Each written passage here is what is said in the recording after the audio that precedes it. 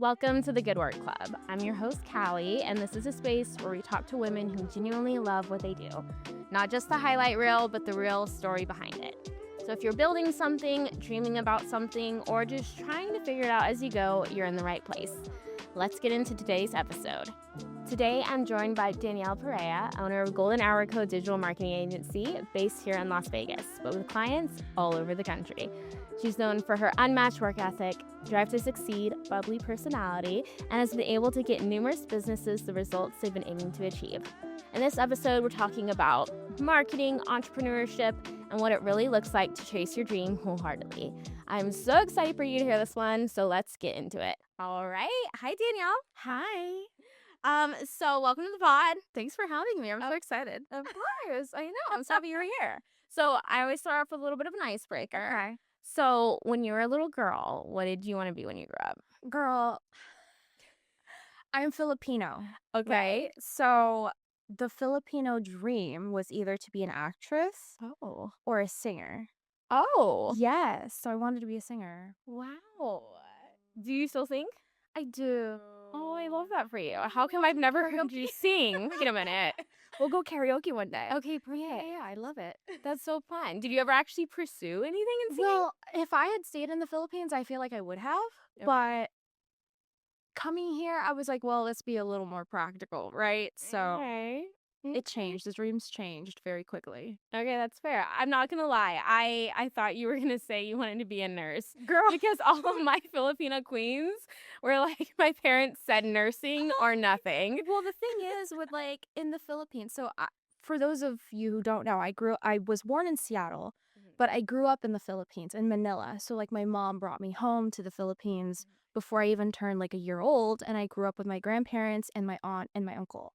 So like there we had, it was great, and I felt so privileged to like grow up in such a beautiful household and such a supportive household where in the Philippines you middle class people can afford maids, yayas, Drivers. right, drivers.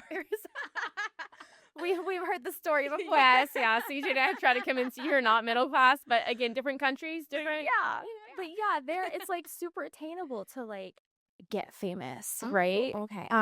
If you had the means. And so if I had stayed there, I probably would have gone into entertainment or whatever. I could so see that. I'm like, wait, in another life, you would be a famous singer in the Philippines. I love that. What kind of stuff do you sing? Girl, anything. Anything.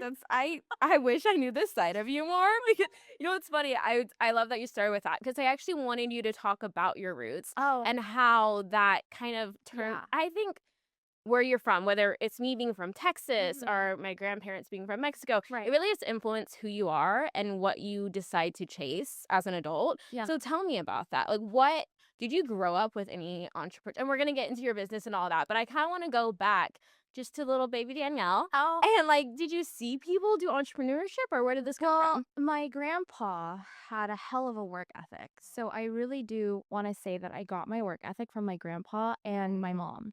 So, he had gone into the Philippine military, Philippine Air Force, and he had been trained by US Air Force because at that time, well, the US and the Philippines were besties. They had Clark Air Base and all that stuff.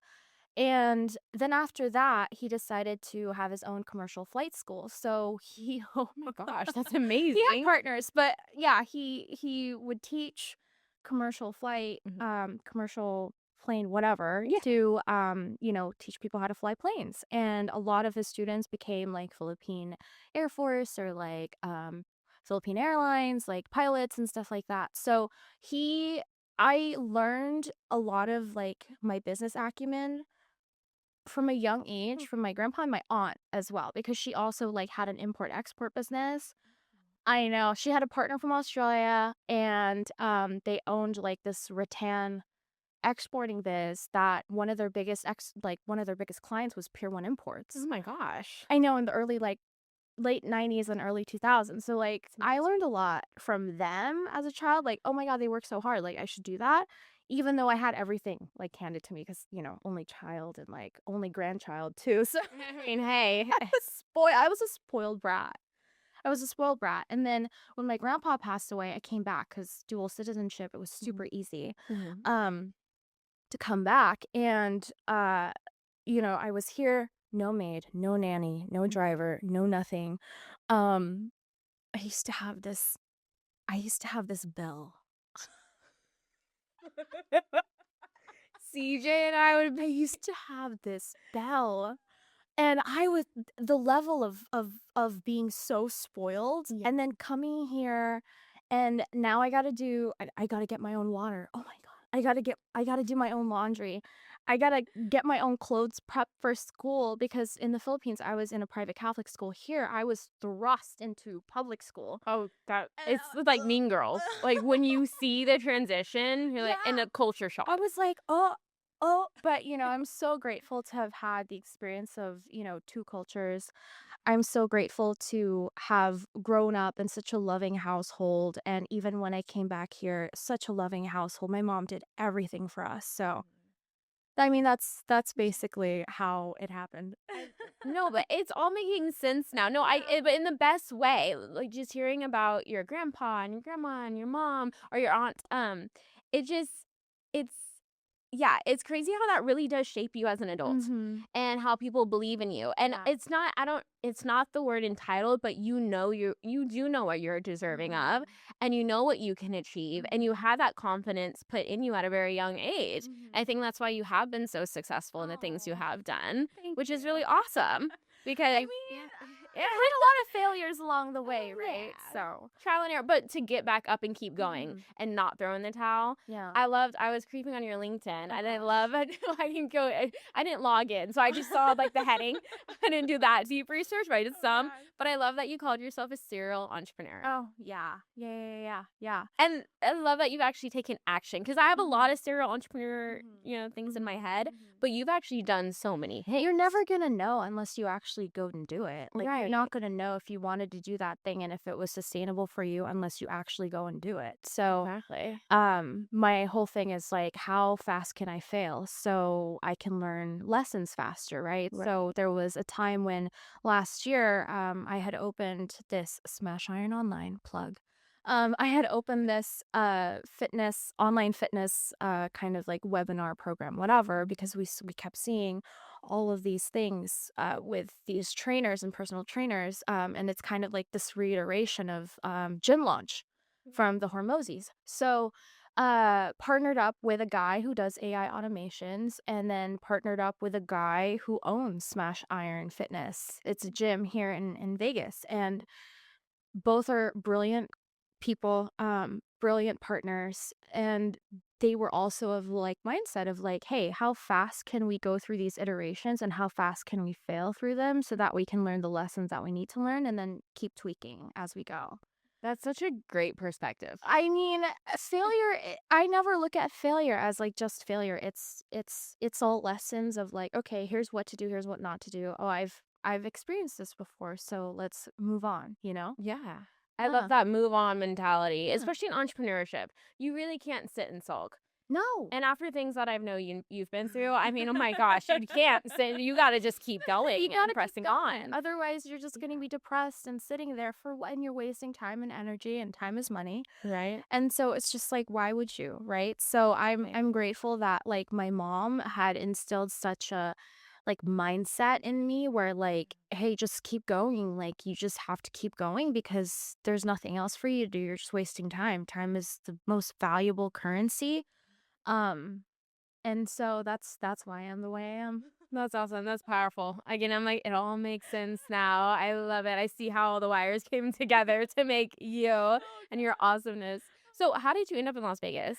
I ended up in Las Vegas because my mom moved from Seattle to Vegas. Okay. And so she had a job with the federal bankruptcy court.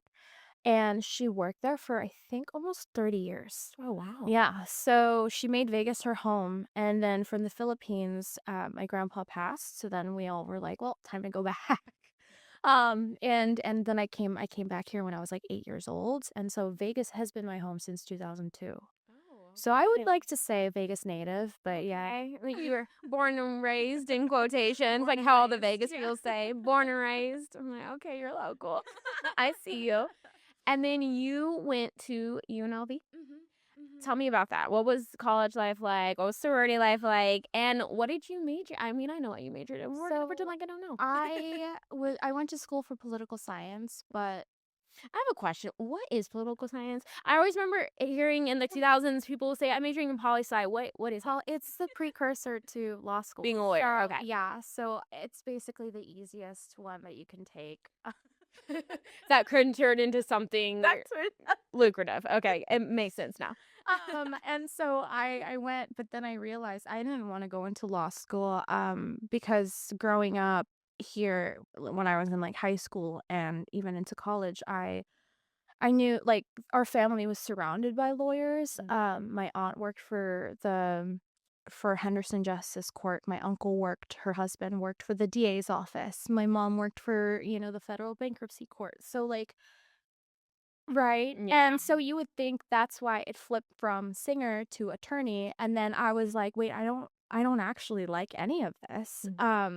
Somehow found my footing in marketing because I got a job at Silverton Casino. And did you just apply for this job, I or just did you applied, get? and then they were like, okay. And I had a beautiful mentor, Kimiko Peterson. Shout out to her.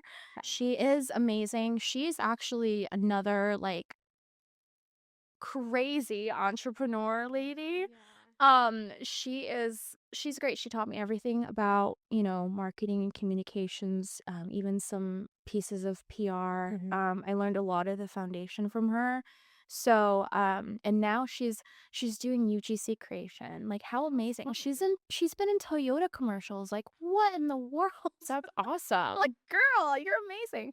So yeah, that's really where, I started. But yeah, I You know what? Well, and I like that you said that too, because I think every time I interview anyone or just talk to anybody, any human, and I'm like, so how'd you get to where you are? I always kind of wait for that. I mean, and of course, there are a lot of things you've done on your own, but there's, I swear, some little guardian angel mentor that comes oh along yeah. that believes in you, that gives you an opportunity, that takes a chance on you. And I always like to see how impactful that person can be for the path that you choose to continue to go on. Oh, And was she that kind of first one? Oh, for sure. Yeah. Yeah, she I was. get that And too. she was like such a strong-willed, lady, and we went through it emotionally too when it was just hard days when we were in the office. We'd cry in her office together about how crazy things Trauma were. bonding. Yeah. I love it. Oh my gosh. And so marketing, that's when the marketing door opened and you tried it. And I mean, what did you like about it? I just loved the possibilities of like where I could take it. I loved having an impact. They always say in corporate marketing that, oh, marketing is the most expensive expense. Yeah. And well, it's the most expensive expense, but it's also revenue generating expense that may not be attributed to your department all the time. So this is why you see corporations all the time cutting their marketing departments because they're not AP or whoever, CFO or powers that may be, are not attributing those dollars to, oh, marketing actually did this. They're attributing it to operations, right? Um, so I was really interested in learning all the intricacies of like that world, and especially in Vegas. I knew Vegas is my home.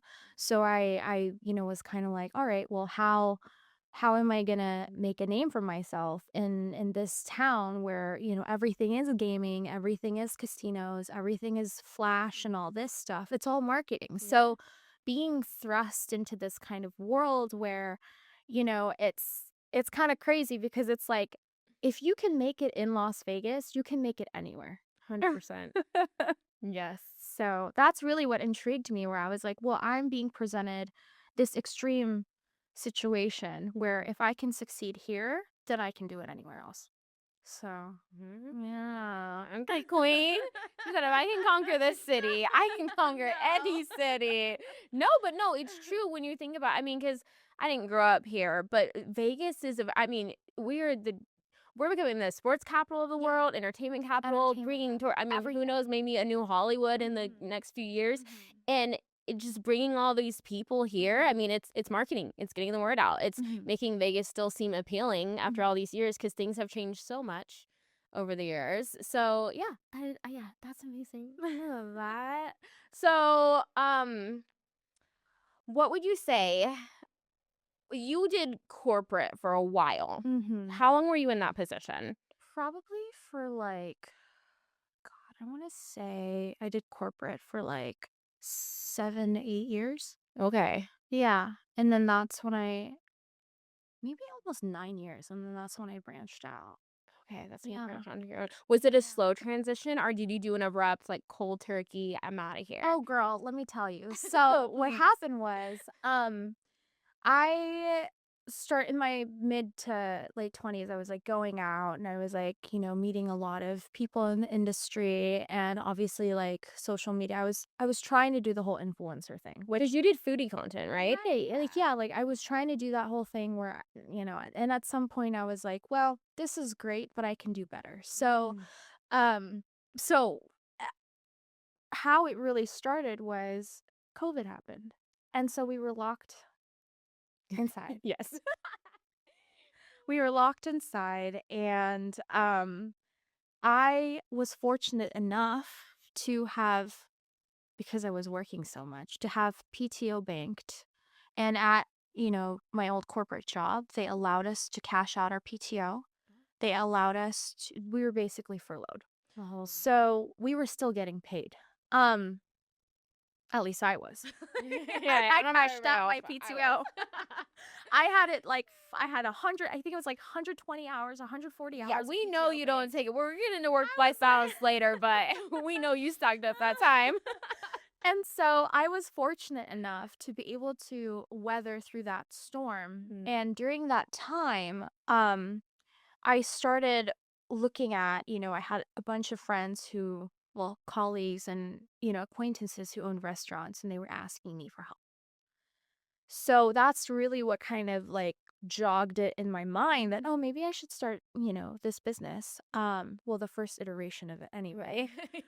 And then I left and then I went back to corporate and then I started another one and then I went back to Oh, corporate. you did the back and forth a few times. Okay, so that's very normal. Yeah. To kind of want to go back and forth until you really feel like you found your footing. But the first iteration of it, I want to like emphasize too that I didn't go into this with complete risk. So I built it while I had my 9 to 5. Yes. Thank you to Joseph Clark and Kim Ost for allowing me to do that.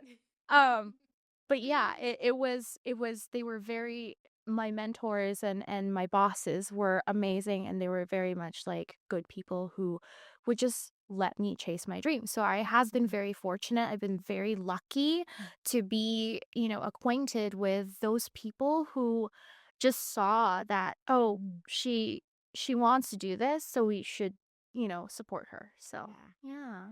Aw, I didn't know that part. I love that. Oh my gosh. No, that's so important. And I think it's important to share that too, because not everyone has the same, might not have a boss that's flexible and they might have to quit cold turkey. But if you are blessed with that situation, take it, because it is this weight off when it's not, I need to make X amount of sales this month or have X amount of clients or else I can't pay what I need to pay. So having that, I feel like it's a healthy transition to build like that. It really was. And but then when I matched my salary, I was like, all right, I'm out. Yeah, and that's usually what happens to people. Once they match or they start making more, they're like, bye, Peace. I'm And then yeah, it's like the stability was the hard part though. It's just counting on yourself.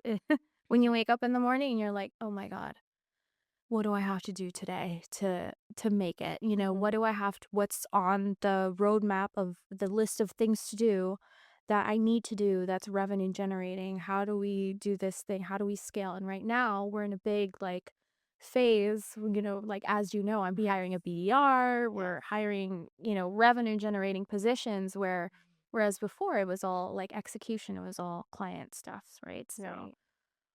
yeah. It's exciting to be in the expansion era, though. I am scared for this era. I'm very scared. I've never had to do this before. And so, but my thing is, I don't want to ever do something, or I don't want to ever keep myself stuck in a place where I'm just comfortable. I have to do something that scares me at least once a month. Otherwise, I have a quota. I really do. I'm like, I have to do something that scares me at least once a month. Otherwise, I'm never gonna grow and develop as a person. Mm-hmm. Yeah. Crazy. I like taking notes. Scare yourself once a month. Do something scary, Callie. Be like Danielle. What would Danielle do? You're pregnant. Well, as scary as I can during this season of my life. Okay, so I want to get to your business that you own now, but before we dive into that, you've done the foodie thing, you've done the jewelry. Like, tell me all about your little side quests and things you've done. And you don't have to get into detail about each and every business. Yeah. But just, again, so people can see it wasn't like you woke up one day, chose this, and it blew up. There's been a journey. Yeah, there's been a journey. Yeah. So I couldn't keep up with the influencer stuff. I feel like if I had dedicated myself 100% to that, I would have been okay.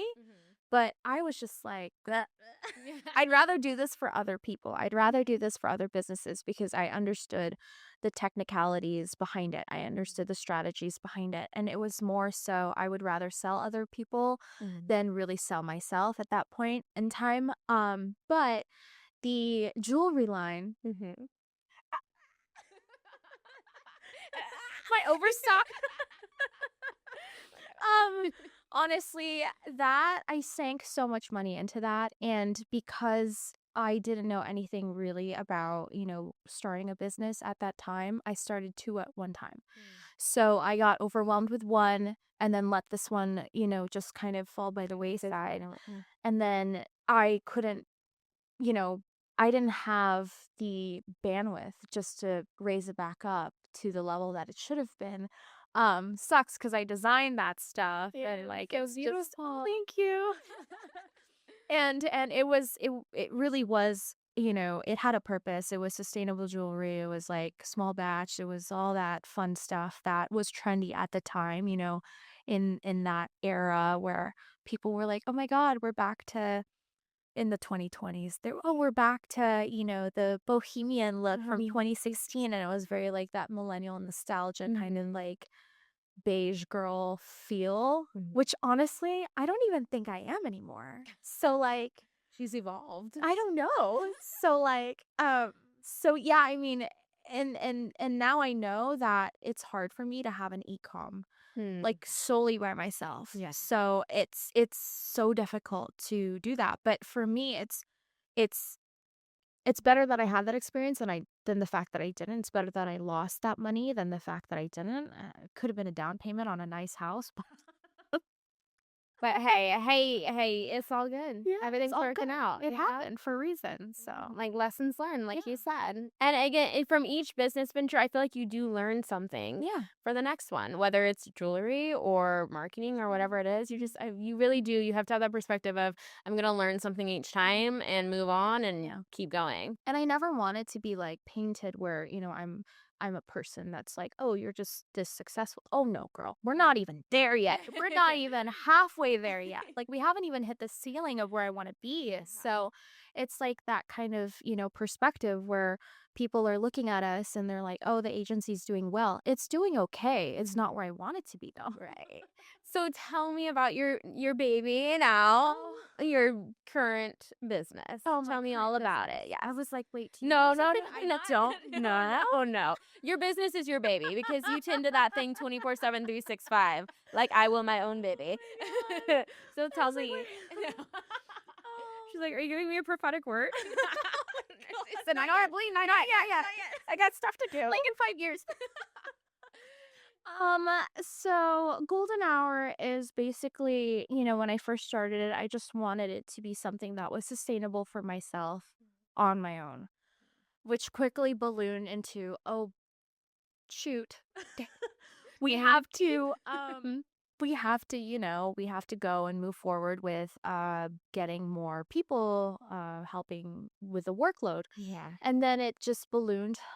Every year, it's just been this steady climb. And I feel like we're not even close to the peak of where we should be. But it's just been this steady climb since for the last 3 or 4 years. And I'm super excited to take it where it needs to go. I mean, we do, full service marketing. So PR, social media, integrated marketing strategies and stuff like that. Paid media is big for us right now. And of course, it's always like cool to work with your friends and like and like support each other. And that's my biggest thing. It's like a lot of people see in Las Vegas, they're always like, oh, Vegas is such a small town. Vegas is such a okay, yes, it is a small town, so we should all be helping each other because there's enough money Amen. in this town for everyone to eat. I don't 100%. understand why, there are some people out there who feel the need to compete. Yeah. It's Cutthroat. yeah, Crazy. it doesn't have to be that way, right? Mhm. And so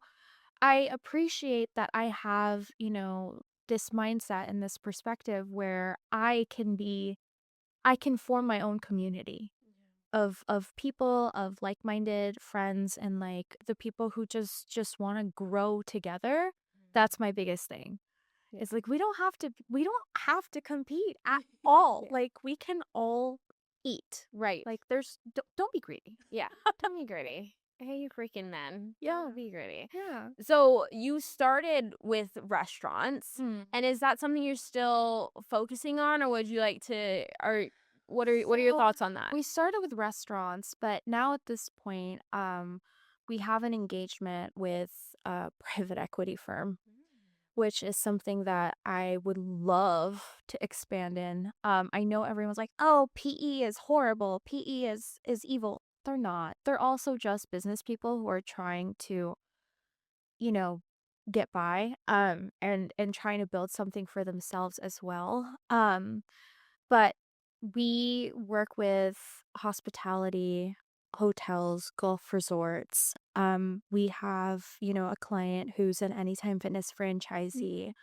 I would love to get more into the wellness space. Restaurants are great, but restaurants are unfortunately no longer our bread and butter. Well, I would say fortunately probably because they are a handful. I love working with restaurants, but as you know, they're a handful. A lot of them, especially the single operators, their margins are razor thin, so I understand where they're coming from, but we also run a business. Yes. So we also have to pay our bills. We have Mhm. boundaries, and I found especially in Las Vegas, not so much in California. Oh, really? California restaurant operators that we worked with actually really respect your boundaries. They're very professional. They respect your boundaries. Here in Las Vegas is different.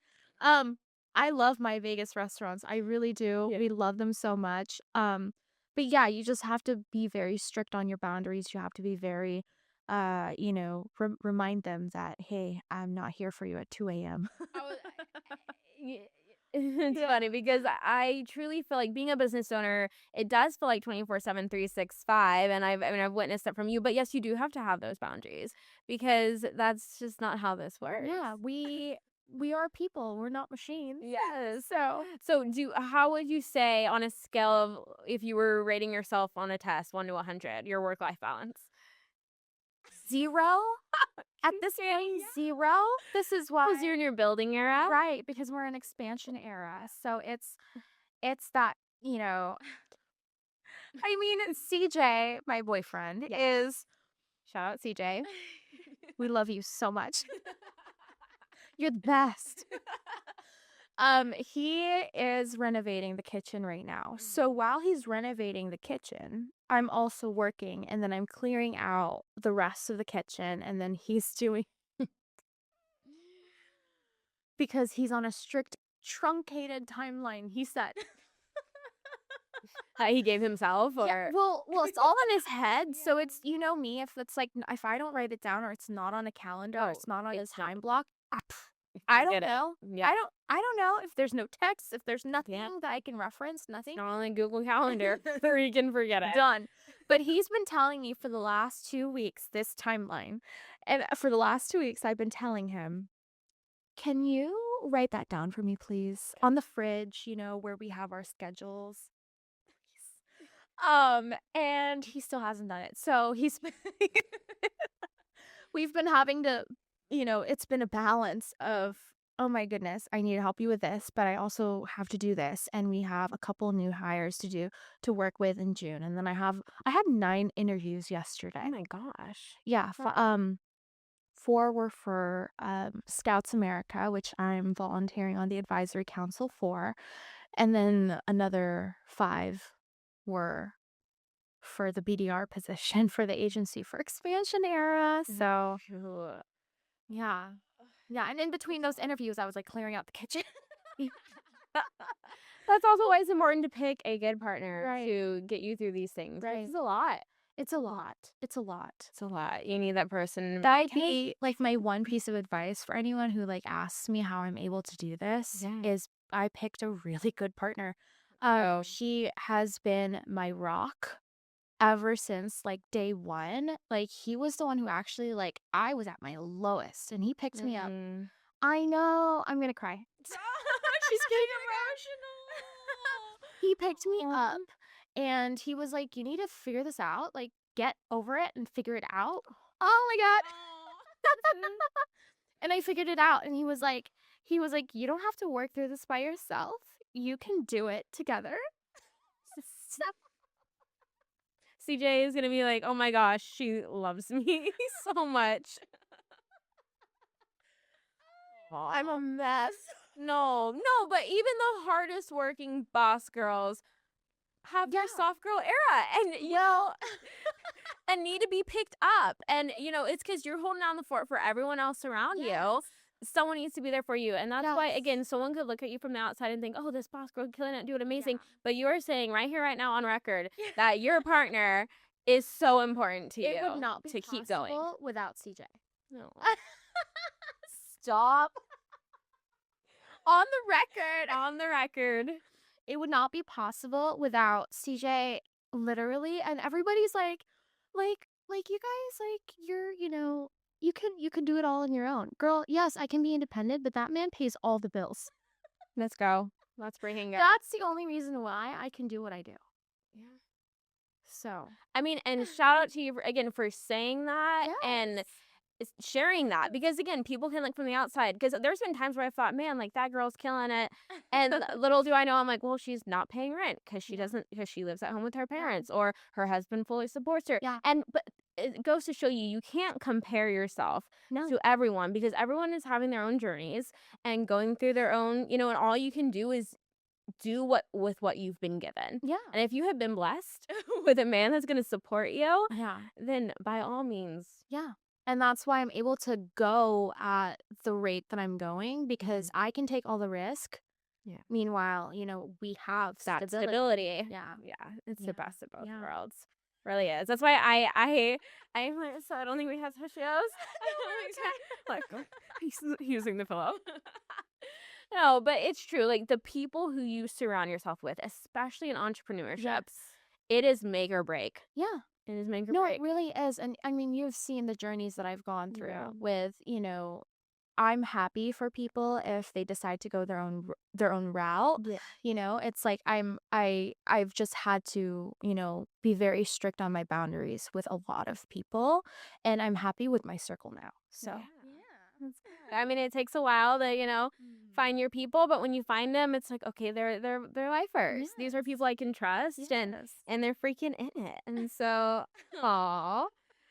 So, oh my God. over the we got emotional. Over the years, you've been asked to speak at different events and things like that. I mean, what do you, whenever you get asked those things, I mean, it's so funny. It was so funny to see you nervous the other day. I was like, Danielle, nervous? Like, what do you mean you have to prepare? You know everything. What are you talking about? It's crazy. But, I mean, that has to kind of make you feel good. Like, No, I'm doing actually, something. No? Imposter syndrome gets Oh me my every girl. single time. And it's funny because, again, CJ is like, why? Why? You've literally that every day. So why Right. wouldn't you speak on it? Exactly. No, I always feel like very honored and grateful to be invited to those kinds of speaking engagements. I mean, I was so surprised. It was sold out. I feel like there weren't any enough seats in that room. And I'm very grateful, but yeah, I never am like expected or anything. No, never. Wow. If I was around here, I'd be like, oh my gosh, I must be doing something right. Like I would have found imposter syndrome too, but I'd be like, okay. I mean, somebody sees something in me and says I have knowledge and wisdom to share. So I mean, that's cool. You should pat yourself on the back for that. Yeah, I should. I should more often. I know. Young lady. So you have a podcast. Oh gosh, yes. Tell me about it. I love the name, first of all. Yeah. But tell me a little about the name, what the mission behind it, where people can find it, things like that. So, Built and Branded by Golden Hour Co. is this kind of podcast. It's not just marketing, it's more about exploring, like, if you were going to build a business or if you're a young professional, like, come on and talk about your perspective because a lot of entrepreneurs and young people don't quite still have the resources. They see whatever's on social media. They see, oh, if I just do e-com or if I just do Amazon triage or if I just do real estate, then I'll make it. There's a lot more that goes into that, right? So, linking people up with good resources for a good banker or like telling them the implications if you don't have good business insurance, a personal line, commercial line, or whatever telling people experiences from like the realtors and stuff that we've had on recently, and even you in marketing, um, and just sharing different perspectives from your own experiences. That's basically what it's about. I want it to be a resource for young people to really see oh, if I wanted a brick and mortar store, this is what I would need.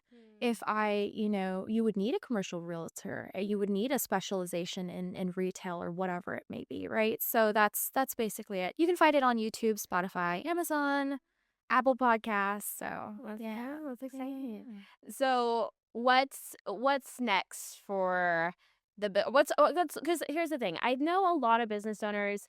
I think their goal is to kind of be more hands off, Mm. but I know you'll always be very involved in whatever you're owning. But what would be the ideal? Like you wake up in a year, how many clients do you have? How's the revenue? You don't have to get super specific, but like how what's the revenue looking like, and how involved are you? So I'm really counting on this BDR, and a BDR is a business development representative or whatever. They're basically an outbound salesperson. So the first hire is going to happen in a week. Oh my God. We found our rock star. Let's So, I go. know, I'm so excited. Heck yeah. So I already gave him like a guideline of, hey, this is where I want to be. This is the goal, MRR. We were so close. I just need two more. Oh, two more. Come on. I know. And then I want to double that in 6 months. Oh. So Well, she said two more than double.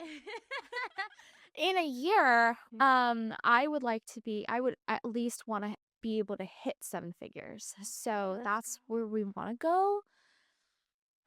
It should be attainable with the milestones that I have set. But ideally, I would love to build a team. I would love to, build a stronger team. And I would love to have, the people that we've had contracting with us, maybe full time with us. Who knows? And I would just like to build it like like it is a legit business, Yeah, but not like fully remote or like, we right. might have a nice little office or something like that. So yeah, I mean, that's what I would like to see. I mean, my day to day would probably still be the same. Right. Yeah. But finding a little more balance, finding some time to travel and like actually enjoy the fruits of my labor, that would be amazing. Or in a year. responding to emails on the beach. Yes. At least that. Yes, or like a brand new house. Yeah. That's something that CJ and I have been actively looking at. Yeah. A brand new house with a casita or next gen or something. Yes. That's exciting. I'm so excited to see where you're gonna take it, what else you're gonna do. Just I don't know, I'm excited. I feel you're just one of those people where no matter what you do, you're gonna find a way to be successful and kill it. And I think that's amazing. And do you ever see yourself slowing down? Like, is there a time where you're like, There has to be time. yeah, for me to I slow know it down, hope right? so. I mean, yeah, I would like to slow down by the time I'm like in my late 40s or early 40s, maybe. I don't know. At some point, I would like to have a little Okay. at some Little point. friend. Yes. is at some point. Maybe in my mid-30s. Who knows? But You've got some milestones you want to accomplish we before have then in some business. personal milestones. Yeah. That's exciting. I mean, I'm just like, oh, I wonder like where everything's gonna be when you're 40. I just feel like it's gonna be great. 8 figures, let's go. 8-figure. Oh, it better be. Like, yes, let's do it. I mean, if anyone can do it, Danielle, Oh, God. it's you. Thank you. It's you. Okay, so we're gonna wrap up, but before we do, where can people find you? And I mean, who knows? Maybe someone randomly will come across this and say, "I'm a business owner or a restaurant," and I might be able to use your agency. Where can they find you? How do you best serve them? Oh, of course. You can find me on goldenhourcodedigital.com, or YouTube, or Instagram, or TikTok. Oh, I mean, or Facebook. We're all the channels. And yeah, I mean, that's basically where you can find us, wherever you want to search. Perfect. And final question. When you leave this earth, what do you want to be remembered for most? And it doesn't have to just be one thing, one title. You can get a little broad with it, but yeah. Oh, man. Like, again, I always get a little dark here. Last time I said deathbed Kim, but like, Oh, yeah. your funeral, what do you want people to be saying about you? Well, so I would want people to recognize how hard it was for me after my mom passed. So picking myself up, and I want to be known for like still trying to make an impact at like a really hard time in my life, and just getting it all together, and just like I would just love people to remember that I worked hard. Yeah. I don't want everyone to say like anything was handed to me. That's clearly not the case. No. And just and making an impact in multiple people's lives, multiple people's businesses. Because when you take a step back and you look at, oh, we're doing marketing and we're working with this person. How many people does that restaurant or that hospitality group employ?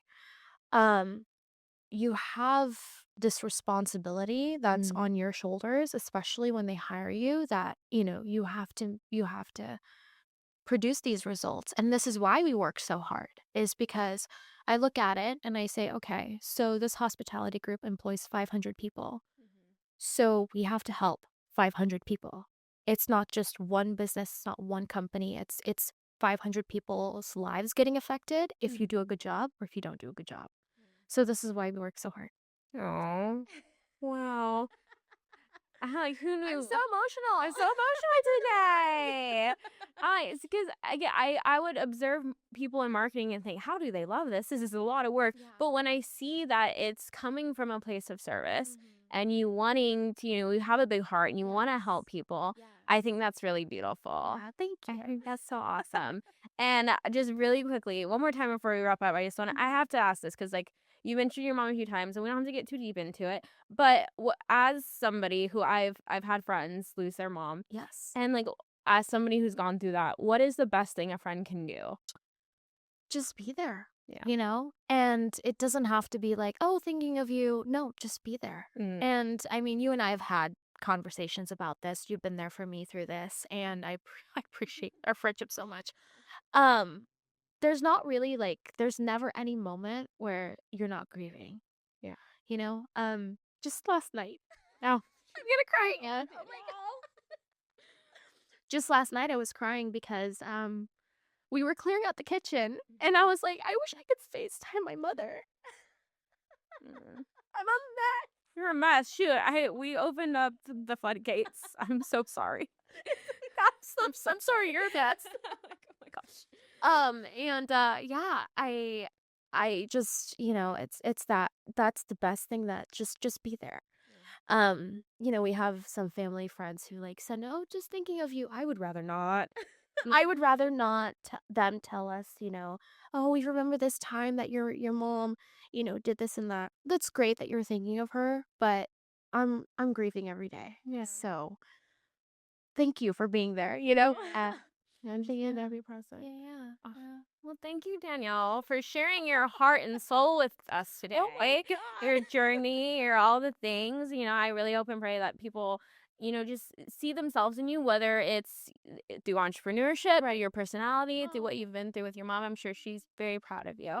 And I mean, she's left a legacy on you, and you've impacted so many people. And I think that's what life's all about. Yeah. It's just Well, impacting people and serving them. well, I knew my purpose was to serve. I just wanted to do it in the best way I could. That. Well, you're doing an amazing job. Thank you, Callie. Well, I love you so much. Thank you for being here. Thank you for having me. You're the best. Thank you so much for being here and spending time with us. If this episode meant something to you, I'd love for you to share it or send it to someone who needs it. And remember, you're allowed to build a life you actually love. I'll see you in the next episode of the Good Word Club.